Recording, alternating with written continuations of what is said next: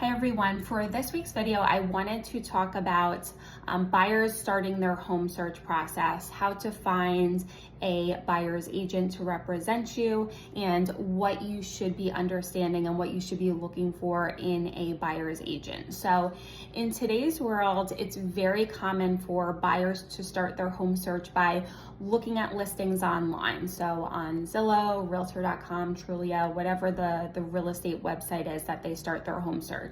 They find a home that they'd like to see, and they either figure out who the listing agent is and contact that agent to show them the property, or they send an inquiry through something like Zillow, and then that inquiry goes to an agent who pays that company. So let's say you're on Zillow and you send an inquiry, your inquiry is going to go to an agent who pays Zillow for buyer contact information. So it's important to understand that regardless of if you're going to see the home with the listing agent or a buyer's agent that you've been in contact with, that is going to be the agent who is going to represent you in the sale of that property if you do decide to purchase that home. So any real estate agent, one of the initial conversations that they should have with you if they're going to be showing you a property is how you're going to be represented, so that you understand. If you're going to the listing agent to see a property, that agent in the state of New Jersey, this isn't allowed in every state, but in New Jersey, it is allowed for one agent to represent both parties, so the buyer and the seller. And this is going to be a disclosed dual agency. So understand that if you are in this situation, the listing agent is not really they're supposed to act as a mediator. So they can't negotiate for either side. They can't really put one side's interest over the others. So this is how a listing agent would be representing you if you do go to them to show you the home. If you have a buyer's agent, that buyer's agent is working exclusively for you. So they are able and should and do negotiate on your behalf, look out for your best interests.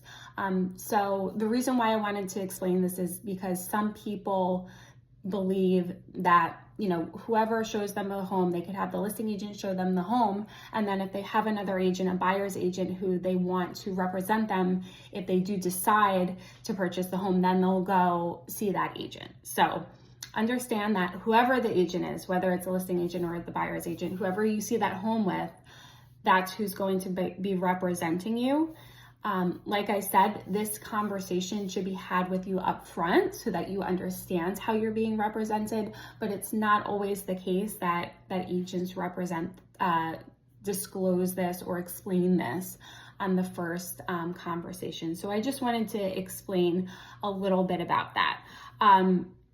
So there's nothing wrong with going on Zillow and just sending out an inquiry and, having an agent contact you. But make sure that you're having a little bit more of a conversation with that agent besides just, oh, I'd like to see the house tomorrow at noon.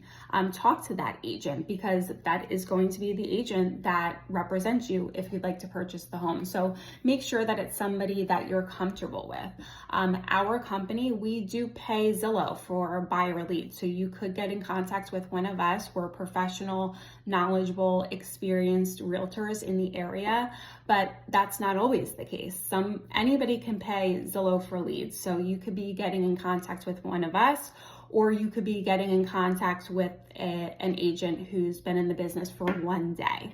So you can use this as a way to find a buyer's agent, but just like I said, have a conversation with that agent before going to see the property with them. Another way that you could find a buyer's agent is to first look for the agent before you look for the house. If you have trusted family members or friends that have been through a real estate transaction recently, ask them if they would recommend their agent. You can easily go online and Google agents in the area that you're going to be looking in.